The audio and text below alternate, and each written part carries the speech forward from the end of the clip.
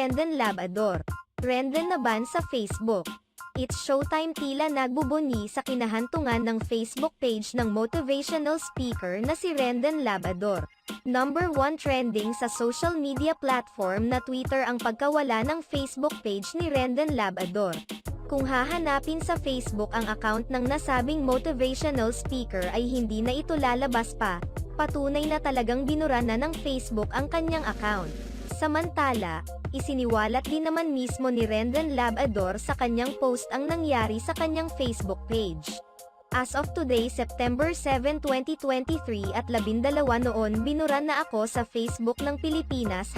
#official statement will be uploaded in my YouTube channel soon. Thank you for your support. Rendon Labrador will be back. Samantala, muling pinagdududahan ni Rendon Labrador ang mga fans ni Coco Martin at Vice Ganda ang nag-report sa kanyang Facebook account.